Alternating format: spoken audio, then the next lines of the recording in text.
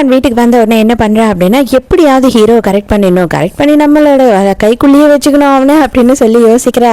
அதுக்காக சூப்பரா ரெடி ஆகிறதுக்காக செமையா ட்ரெஸ் எல்லாம் செலக்ட் பண்ணிட்டு இருக்கா. என்னதான் நடந்ததுன்னு சொல்லி பஞ்சாயத்தை பண்ணிடுவோம் அப்படின்னு இவன் வீட்டுக்கு வரும்போதே பாட்டியையும் கூட்டிட்டு வரான்.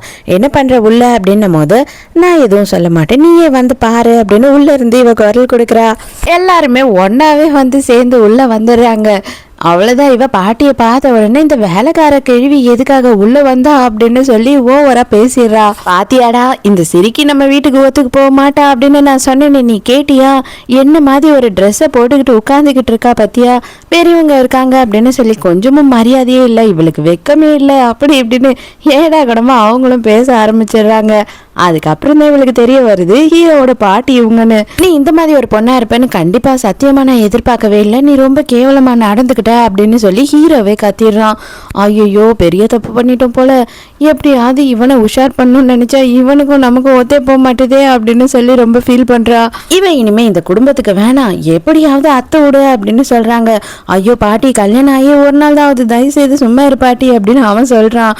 இவளுக்கு ஐயோ இந்த பொம்பளையால கண்டிப்பா நமக்கு வந்துட்டு டோஸ் நடந்துரும் போல இருக்கே, என்னடா பண்றது அப்படின்னு சொல்லி திருன்னு முழிச்சிட்டு இருக்கா. ஹீரோக்கு வந்து இவன் நடந்துக்கிறது ரொம்ப வித்தியாசமா இருக்கு, ரொம்ப குழப்பமா இருக்கு.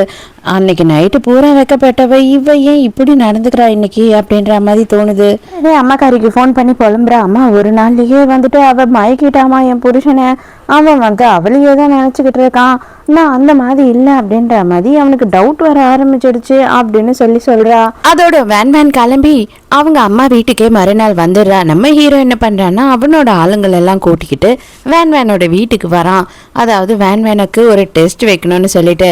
பட் ட்வின்ஸ்ன்னு சொன்னாங்க இல்லையா, ஆனால் ட்வின்ஸோட ஃபோட்டோ இல்லையே, இங்கே ஒரே ஒருத்தி தானே இருக்கா ஃபோட்டோவில் அப்படின்னு சொல்லி இவனுக்கு தோணுது. இங்கே அதே நேரத்துக்கு நம்ம லீலி இருக்கா இல்லையா, அவளை வந்துட்டு இவங்க அம்மாவோட மேனேஜர் கூட்டிட்டு வந்துட்டு ரூமில் வந்து போட்டு அவளை அடைச்சி வச்சிடுறான். ரொம்ப நேரமாக வெயிட் பண்ணிட்டு இருந்ததுக்கு அப்புறமா வேன் அவங்க அம்மா, அவங்க ரெண்டாவது அப்பா, இவங்க எல்லாரும் இறங்கி வராங்க.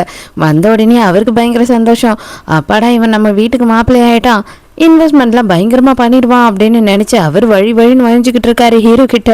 நீங்க என்ன உரிமையா மாப்பிள்ளைன்னு கூப்பிடுறீங்க, ஆனா உங்களை நான் மாமனாரேன்னு கூப்பிடுற அளவுக்கு எனக்கு இன்னும் வந்து நம்பிக்கை வரல, சில விஷயம்லாம் நான் கேட்கணும் தெரிஞ்சுக்கணும், அதுக்கப்புறமா தான் நான் நம்புவேன் அப்படின்னு போது இவனுக்கு இது வரைக்கும் எந்த விஷயமும் தெரியாது இல்லையா. அவன் ஷாக்கா பார்த்துக்கிட்டு இருக்கான், என்னடி நடக்குதுங்கன்ற மாதிரி.